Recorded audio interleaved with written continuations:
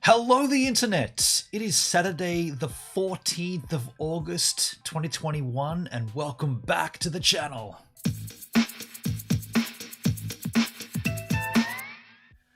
August 2021. This is my first stream back after July and after a little bit of a rap on the knuckles from YouTube. I got my first actual community guideline strike, which took me offline for a week. Kind of strange, not really offline, like I wasn't allowed to upload or go live for a whole week. But if you know me, I've got things banked up already in the canon, if you like, ready to go live. Sorry, not to go live, or yeah, set to go live. Not a live stream, but videos pre-uploaded. So the banning only took me away from my live stream once, but everything else was kind of as it was normal. So I don't really want to talk too much about what that was or why that was, but let's just say I learned my lesson, I suppose. If you're going to say, was there a lesson to be learned? Yeah, there was. The lesson was you'll never know what YouTube are up to. I've learned that. Now I'm going to adapt around that. I'm going to play around those rules. I'm not bitter about it, but it's just a matter of fact. Like, I still don't know what I did wrong, and I don't want to do that again. So I'm going to go on the side of caution. And yeah, I got a few ideas up my sleeves, but that's not what we're here to talk about today. I want to talk to the Chisel Chat. I began with hello, the internet. Mindy's there with hey, Ben on. And then we talked a little about her sister who has the COVID, and she's now in home lockdown for 2 weeks. Then I asked, and by the way, that's no good to hear. I hope she's getting better. And I said, after the 2 weeks lockdown, she's got to get retested. I thought that's what they do in Australia. Like, you've got to get tested and tested and tested and tested. But Minnie said, no, they don't need to be tested again as per the regular. Oh, by the way, don't say the word. I should have said the C. Don't say the actual word, Gives. One of the things that you... I literally said I've got to play by these rules, and I broke one. How far? Well, 7 minutes in, I broke a rule already. I didn't do it. Yeah. So there's different. What we're hearing is there's different rules in different areas. That's what we're hearing. I think California people have to get tested before they leave. Okay, there you go. Not in Missouri. Kiwick MC. Yo, how's it going? G'day, Kiwick. How you doing? Oh, by the way, I didn't give Mindy a cheers. A little cheesy cheers for Mindy. A little cheesy cheers for Kiwick. Hello. Hello, Kiwick. Smash that like button. Yeah, I see there are 5 watching and 5 likes. That's cool. Thank you very much. Thank you so much. 5 watching and 5 likes. I appreciate that. G'day, guys. Max Davis. Hello, Max. How you doing? A little cheers to say good morning to you, or good afternoon, or good day, or good evening, whatever the time it is, wherever you're consuming this content. Stella Beth. Hello, Stella. How you doing? Nice to see you. Let me have a little swig of this. I got a little story for you. Let's put the chat up on screen so we can all play along. The story I've got for you. So by the way, I think I need a haircut. I have an enlarged prostate. By the way, this isn't the content either. This is not the topic of conversation that we're going to be discussing here. But I do have an enlarged prostate, and we've been looking into this on the D-Live stream. We've been looking into some natural remedies, some food stuffs I can be eating. There is a surgical procedure I can get called Rezum, R-E-Z-U-M, which uses steam. They shove a pipe up your urethra, right into your pecker. Yeah, I can talk like this, can't I? See, I don't even know if I can talk like this on YouTube. There's a procedure using steam, which looks rad. Hang on a sec. I haven't even had a swig yet. Hold on. Hold your horses. I'll tell you about my enlarged prostate in a second. Oh, that's good. Also, you may note I've animated my background. I don't know why I never thought of that before. Why have a stationary background? Well, you can animate it. I animated it, and yeah, if you want to know the tech behind that, it's not really much to it. It's just a movie with an alpha channel. Not really anything on loop in OBS. Anyway, Max, guys, I'm gonna need to go soon because I'm going surfing soon. Hope more people start watching. Thanks, Max. Where are you going for a wave, dude? I am too. I'm gonna be live streaming it though. Rob Mack, hey Gibbs and Givettes, how you doing, Rob? Good to see you, buddy. So just to quickly end this topic about the prostate and what happened to me. So I've got these dietary changes I'm making. One of them includes eating and drinking things that I don't normally drink and eat. These are all scientific studies that have proven if you consume these goods on the regular, you will reduce the size of your prostate. Now, this is not prostate cancer. This is a prostate enlargement in the center of the prostate. If the prostate was this big, it's the inside part that's enlarging and squeezing my urethra, causing all kinds of issues with nocturia, that's nighttime peeing, dribbling, what do they call it? Post-void dribbling, and one other thing. There's a great name for it. What is it? It's something to do with... No, post-void dribble was one. There's another one, another thing, another medical term which dictates not getting enough out. Like you take a slash and then 5 minutes later, I gotta take another slash. Anyway, prostate cancer is on the outside of the prostate. That's why they shove the finger up and feel, and they go, okay, I can feel hard nodules or a hardening. That's the cancer. The enlarged prostate is inside the prostate, squeezing the urethra. Anyway, you can eat these foods, or you can do this steam procedure, or there's a bunch of other procedures that existed for a long time. Post-void residual, that's the one. PVR, what a great name for a band that would be. You're going Palm Beach or Newport. Well, Max, I'm heading south, and I'm going to be live streaming today, and then tomorrow I'm going for a wave at a new location, but you'll see the vlog of that. Have a good wave, dude. It's beautiful conditions here. I'm not too sure how it is up your way, but it's absolutely... There's not much swell, though, but it's beautiful, still, offshore, slight breeze, beautiful and warm, but no swell. So, these foods you can eat. One of them is garlic. One of the foods they talk about is garlic. So, there's a whole bunch of them. There's you should increase your vitamin C, vitamin D. You should also eat a bunch of the deadly nightshade. So the foodstuffs that have red in them, naturally occurring red, such as tomato, watermelon, beetroot.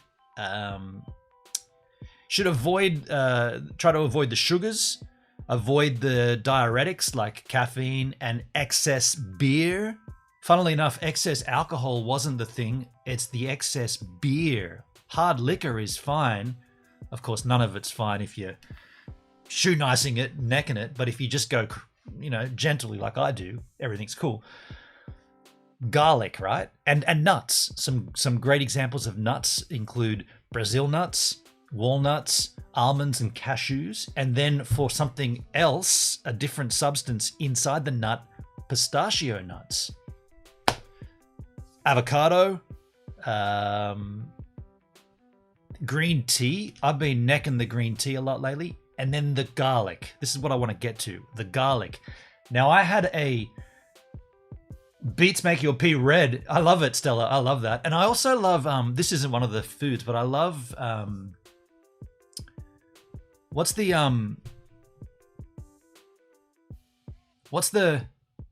green, makes your pee smell really musty? It's a soft, you boil it. It's like a shoot with a little, it's kind of like broccoli, but it's not. I'm just got a brain fart right now. What's that thing? Asparagus. I love asparagus, and it's a childish thing. The reason I don't really like the taste of it. That's not a bad taste, but I love it for when you eat it, and then the first pee you take afterwards, it's like, ooh, musty. It smells musty in here. Yeah. Anyway, garlic cloves. So I've got a chef that I used to work with called Lino. If you're watching on DLive, which would be strange because I'm not streaming there, literally called Lino, and that's long before the Lino token, right? I worked with him, had a chat with him the other day. Lino, head chef at the Strand. He used to pop garlic cloves on the regular every day. It was one of his methods of just staying healthy. Italian guy, right? He used to just pop a whole clove of garlic, down it goes, no chewing, just swallow straight whole. So I looked into that as part of this remedy, garlic, and I popped for the first time in probably, I guess, 10 15 years. I popped a whole clove of garlic yesterday. Red pumpkin seed. Right on, Rob Mack. Yeah, pumpkin seed. You're dead right. You're dead right.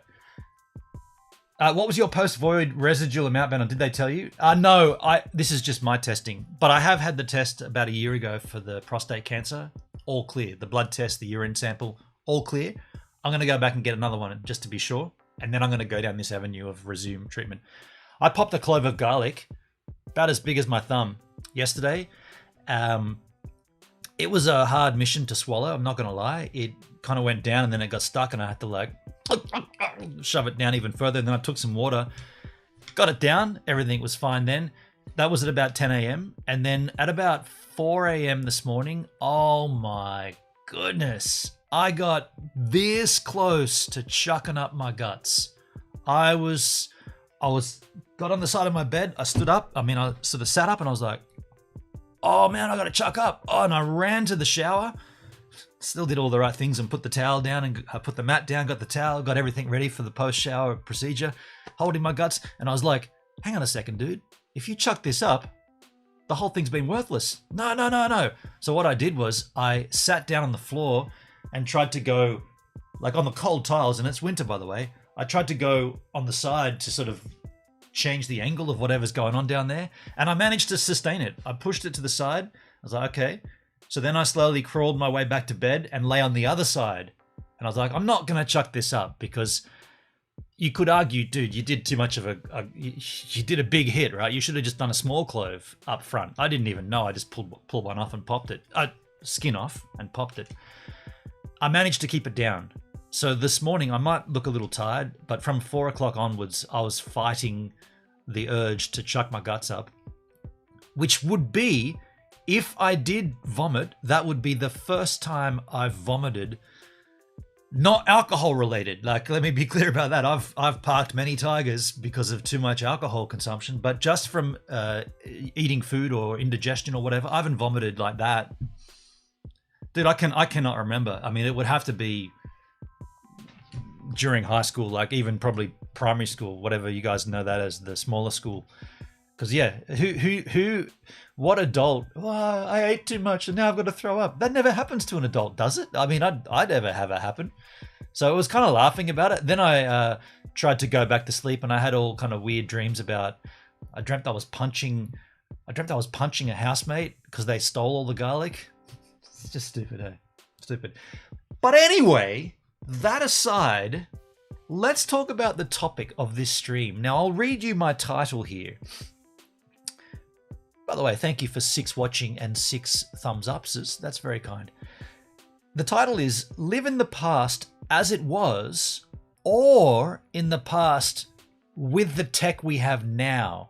Now, the reason this came up to me was I've been uploading my From the Vault Fridays. Some of you might think they're lousy. They're a little boring. There's a lot of old band shit that no one really wants to see, and there's a lot of skateboarding and whatnot.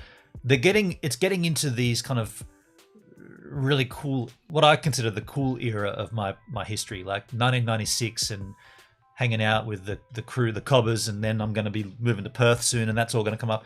Anyway, just random stuff like one, for instance, the other day was Taupe was bogging his car, and I filmed it. And then I even gave the camera to Bart, and I said, dude, can you film so that I get on camera as well? So no mission to film anything in particular, but just to film, to document it. And at the time, I didn't think anything of it, and neither did Bart. And no one, it was like, you're filming again. He always films. But what we see now is a document of Janali and of Taupe's place in 1996, which even just the simple fact that he was bogging up a car, like fixing a car with residue bog or whatever it's called, you just wouldn't see kids doing that these days. And so someone made a comment and got me, g'day Tim, how you doing, man? Hello Benon and hello Benon. Hello Tim and hello Tim. Yeah, got me thinking, the comments were like along the lines of, the good old days, right? Oh, the good old days. Nice that you got this footage. And I was thinking, they are the good old days for sure. Like, that was a good time to grow up. And I know everybody would have that said about their own era and how good their era was. For example, like, if you were 10 years older than me, you would say, well, no, the early 80s was way better than the early 90s because of A, B, C, and D. And I get that. But what I don't understand is, or what I'm asking is, could you go back to that time, to the good old days, and live in that time knowing what technology we have now, but you wouldn't have that then? You'd be back in that Luddite era, even though it's better. And I personally think I couldn't. And I made a comment where I said, even the small things like video resolution, right? Like just the simplest thing, like a camcorder that's shooting in SD or less than SD, like high 8 or 8mm or whatever the thing was I was using. I think it was 8mm at the time. I couldn't go back to that. Like if I could go back to that day and bring with me the GH5 and shoot it all in 4K, yeah.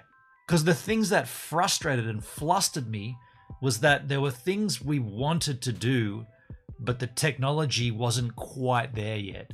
For instance, editing, right? Putting video together, like making content. Basically, before it was called content, it was content, but it wasn't going anywhere. It was just going on the shelf, right? On a video for your mates to watch. But making that content included 2 VCRs, and in the later years, also an audio mixer from Tandy, where we could add audio in. And it literally meant playing and recording. So one VCR would play, the other one would record. And I'd cue them up to make the edit points. So what you're doing in Final Cut or in Windows Movie Maker or whatever, or even on your iPhone, shooting a bit of footage and then trimming it and adding another one behind it, that was such a cumbersome process using like actual video. And of course, you go from the first generation of the tape to get it onto a VCR or VHS into the VCR. That's a generation degradation. And that always flustered me. It's like, well, I want to keep the source material. I want it to look as best as it can, because this is like, we didn't know how good it was going to get, right? We didn't understand how rad tech was going to move, but I knew that we wanted to keep it as best the quality. And that's why all of my mates received really sketchy copies of the videos I made, because I always kept the master, which was already, if you go from the actual cassette, the actual video, the camera, the tape camera, the camera tape, you start your edit process from here into one VHS. That's the compile, if you like, from here to here. Then you add music, so you go from this one to another one where you've gone, okay, that's the compile. This is the compile with music added in and titles and whatnot. And titles were hand drawn. Video, the title, put that on screen. So you've gone from original, first generation, second generation technically is the final product, which is the ones I kept. And then my friends would all get a copy of that. So that's third generation. And that's what I'm saying. Like, if you've gone 3 generations down to get to a final mix, it just killed me. It killed me. And that's why I couldn't go back to 1996 unless I could bring the tech I've got now to a certain degree. What do you think? I know I've rambled. I know I've ranted. I know I've been on a little bit of a high horse, but there you go. That's my thoughts. What are yours? This is a live stream after all. Let's chat. Tim, could you go back to that era with the old tech, or would you need to do what I've done? Is anybody even involved with tech back then? Because I was fighting for tech. I've got it under my bed right there. I've got the greatest thing from that era. I'm so stoked I've still got. It's a VHS, a VCR with 2 tape decks. One tape deck is SVHS. The other tape deck is mini DV. These guys, straight out, this was digital video. When digital video came out, wow, it was like, what? The smaller tapes, right? There was DV Cam and there was mini DV. Mini DV was like the consumer version. DV Cam was the prosumer version. I only got mini DV, but I've got a deck that has both these and VHS. So you can go you can essentially output anything from VHS over a digital Firewire cable, just like you can with a mini DV. It's sick. And I still got that tech. And I bought that for, I feel like it was over $2,000. That was over $2,000 back in 19. No, that would have been in 2000. Canada was 2001. No, Dab died 2001. That would have been 2003. I bought that. Was that? Yeah, 2002. And now you can't buy them. And I've got like skateboarders of mine. If Benny Crawford's in the chat or watching, Mulhall to this day still bugs me for me to give that to him. He's like, dude, you've digitized all your stuff. Give it to me. I need it. You can't get them. I need it. He's still, even to this day, I got a message from him about a month ago saying, man, you still got it? Do you still need it? And I'm like, dude, I still use it a lot. He's like, ah. But he's just kidding around. Mindy, I like all the new tech. I never recorded video before my iPhone. Wow. Okay, Mindy. Okay, so that's an example. I never recorded video before my iPhone. So there's an example of, if it was easy back then, would you have done it? Because it's so simple just to go, ding, look at the whales, look at the seagulls, yeah. Because that's super easy and bam, you've got the footage and it's really good quality. Do you find yourself doing it more now? And if it was easy in the 80s and 90s, would you have done it? I mean, that's probably the answer is given, yes, you would, because you're doing it now. But I guess what I'm asking, that's probably a bad way to phrase it, but I guess what I'm really asking is, do you, I'm going to use the word regret. Do you regret not doing it because it was difficult? Like the idea of getting out, like I used to, this was how I used to exist. This is the actual bag too. This is how I used to exist. I'd go anywhere with this. By the way, all the dust flinging off it because it's so dusty. This is the actual bag. I've had this since, 1999. This is how I'd be. And every time something would happen, I'd be like,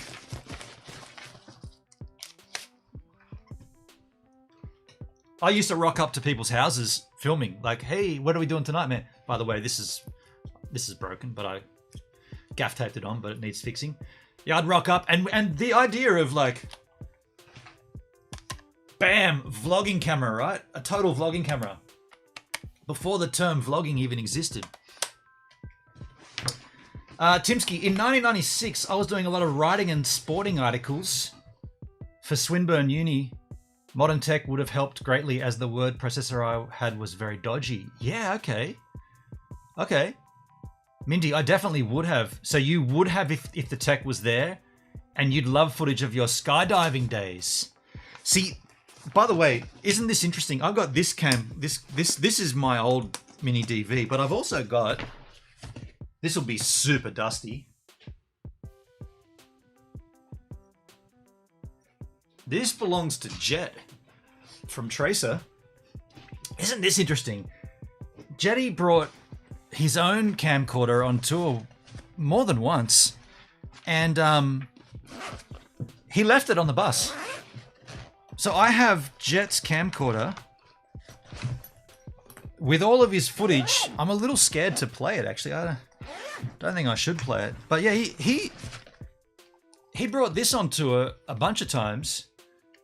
And then, I get the point I'm making is, like in the 1990s, if you owned one of these, it was already a bit of a rarity. Like, well, not rarity, but they were expensive. It's not like a phone, right? Like where everybody's got one. It was like, oh, you got a camcorder, rad.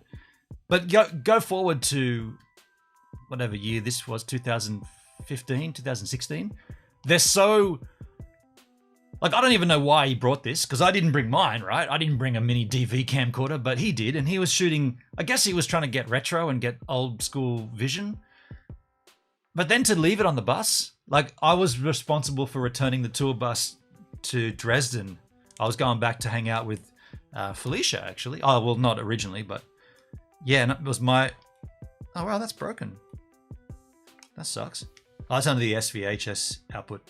Yeah, but it was my duty to return the bus to the the rental company. The tour bus went back to Dresden. I dropped the boys off at the airport in Frankfurt, I think, and then I drove to Dresden. And when I was cleaning out the bus of all the leftover Jack bottles and all that crap, this was under the bed, and I was like, "What the hell's that?" So that's Jetty's camcorder. Just to leave that, and not even like.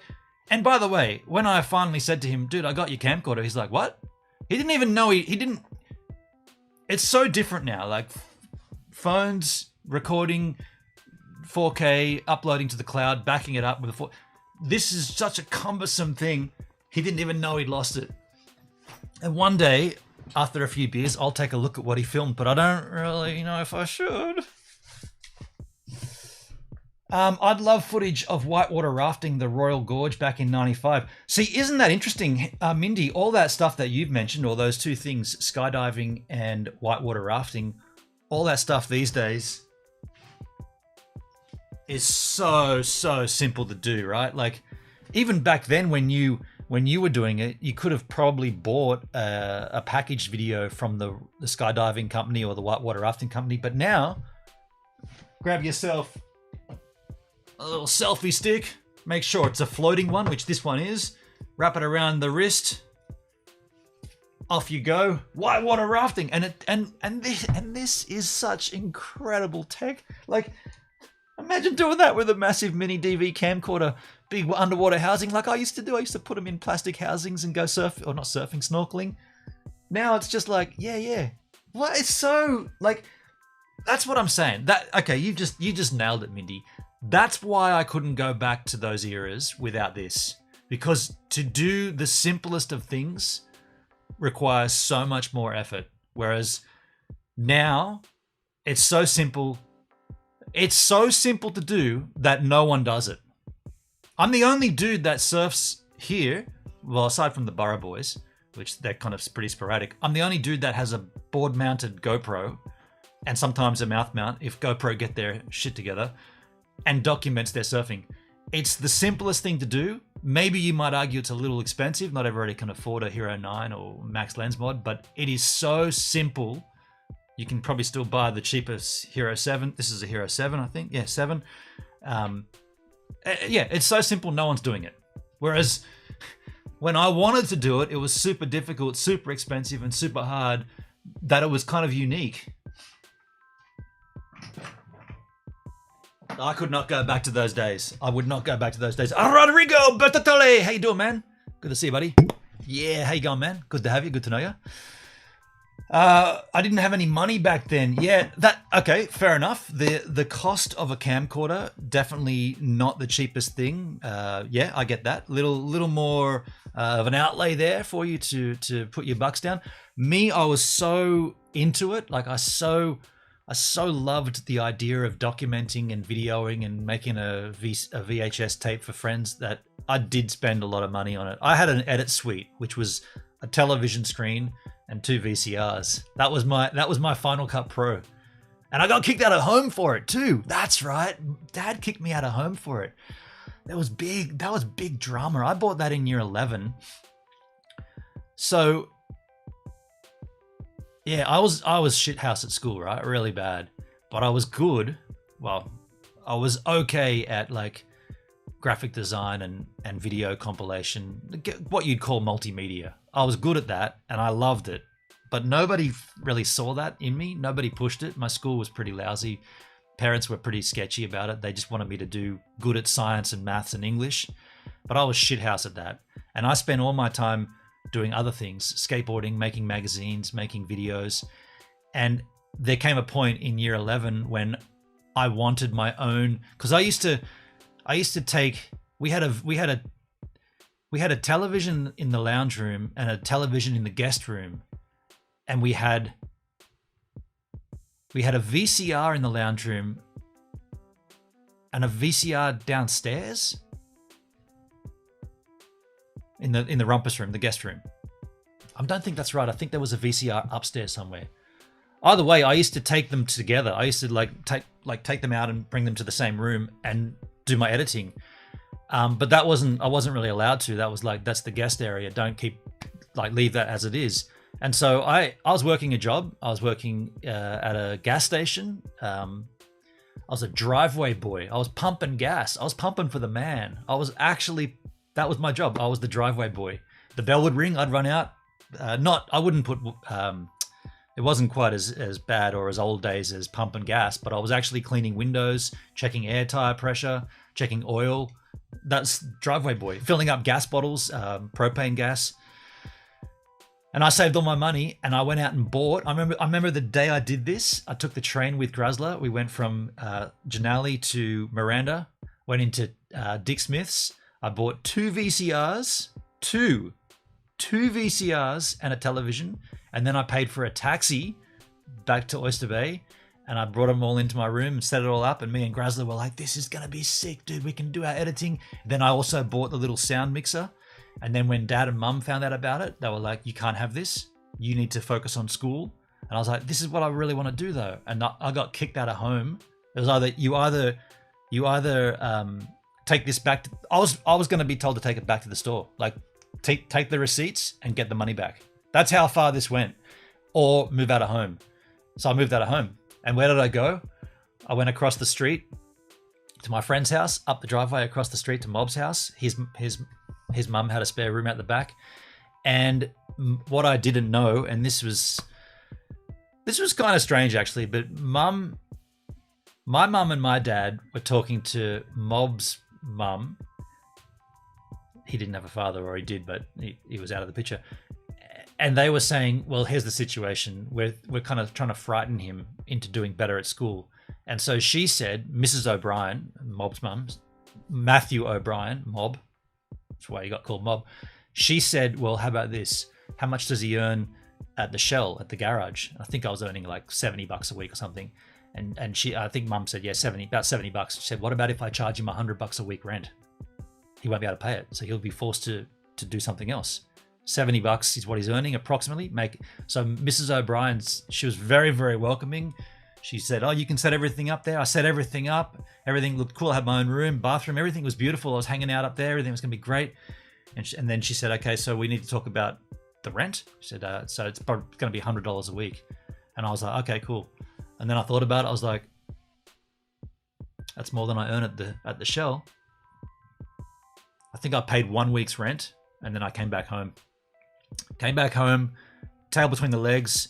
We came to an agreement where, it's a stupid agreement, the television and the VCR had to go in storage, and I could have it on the weekends.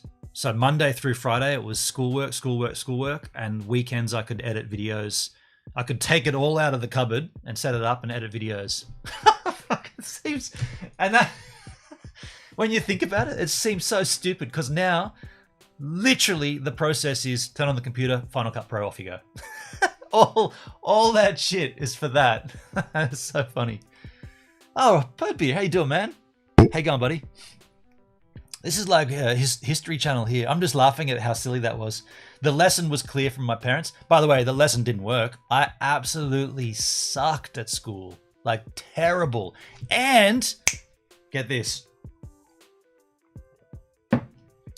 The thing that I applied for, university, a Bachelor of TV. What was it was called a Bachelor of TV and Arts? No.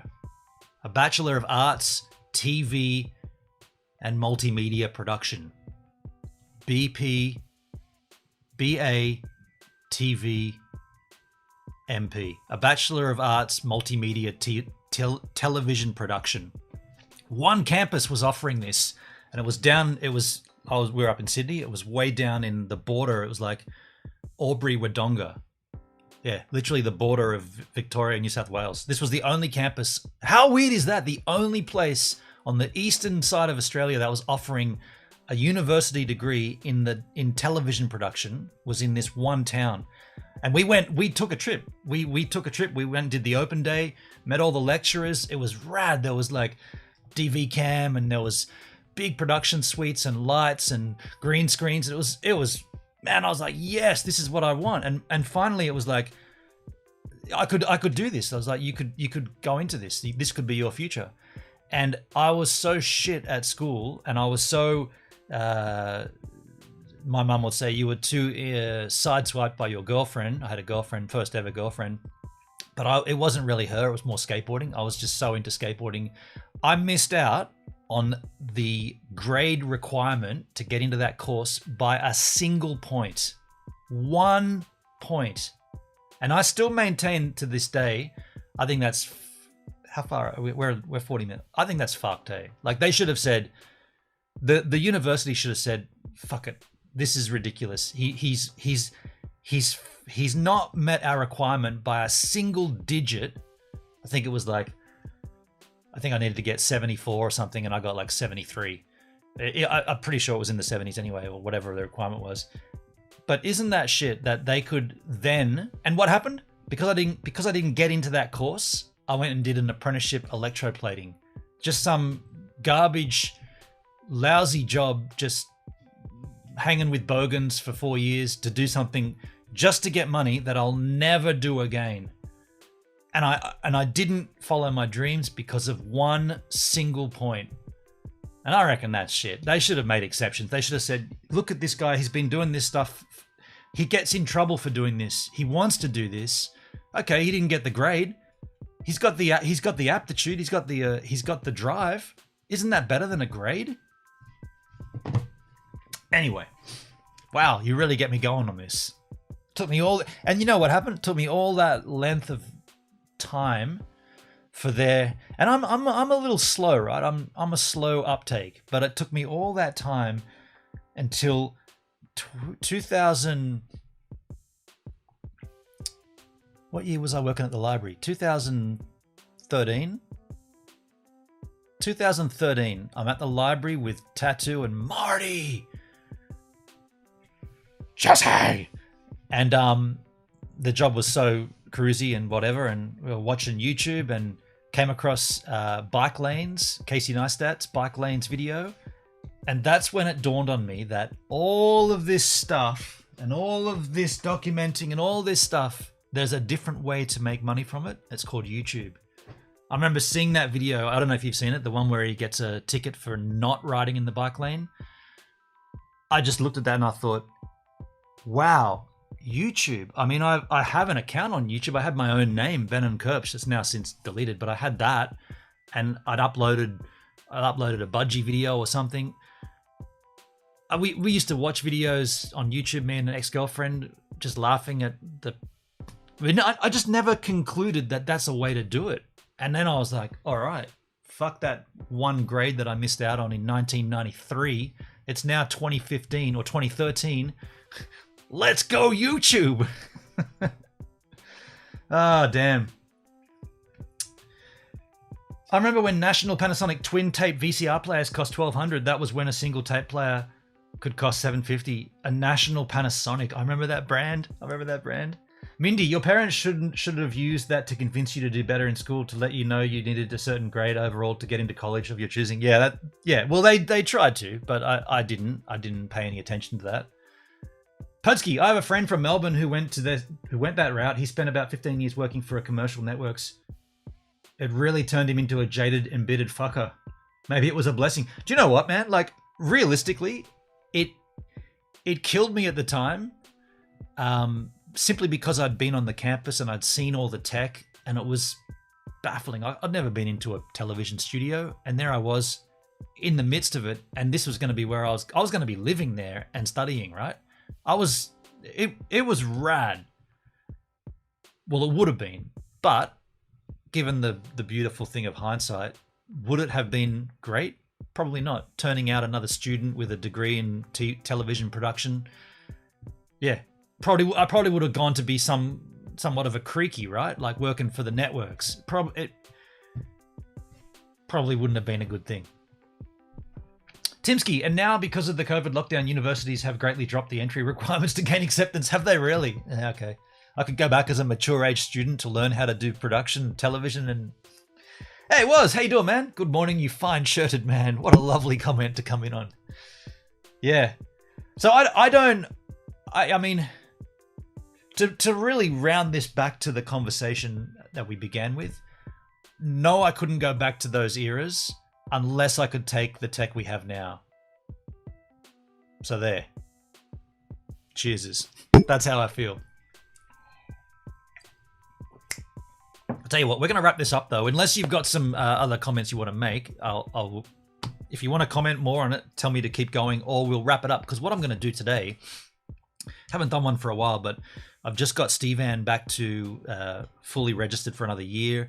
Got a new battery put in Stevan. And today I want to take a drive down to Sussex Inlet. There's a break that my friend Boris told me about. I don't think I'm pretty damn confident from looking at the map, the 4G towers that are in the area won't give me coverage to the surf break. So what I want to do is I want to go down there and do an IRL stream and stay overnight. But I've looked at places that aren't the break. Like I've looked at places sort of near the area that may still have good coverage that we can park up and have a good time.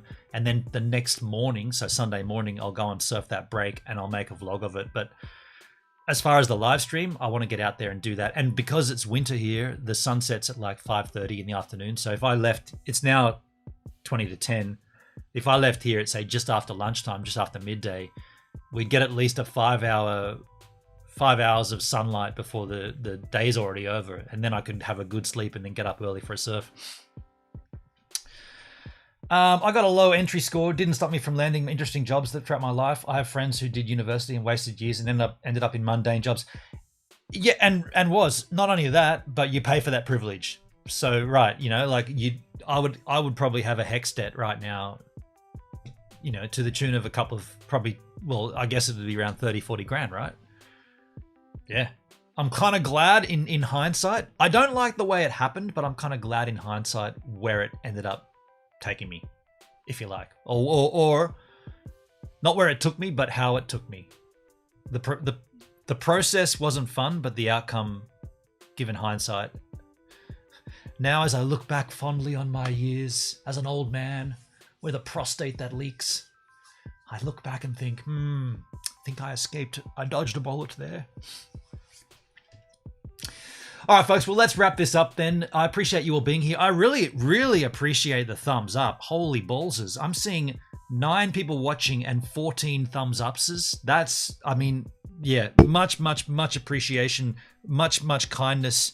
Really appreciate you giving me those thumbs upses. And how many hours from now will that stream be? So from now, it'll be, I guess it'll be at minimum, hang on. It'll be a minimum 3.5 hours from now, I'd imagine. But then it'll go on, like we'll stream till the wee hour, or till late at night anyway. Thank you all. Yeah, welcome back to YouTube, everybody. We probably didn't even notice. I had to miss a week because of the slap on the wrist, but here we are back. Have a great day, dude. Thank you very much. I'll see you yahoos on the next live stream here later on, IRL. Oh yeah.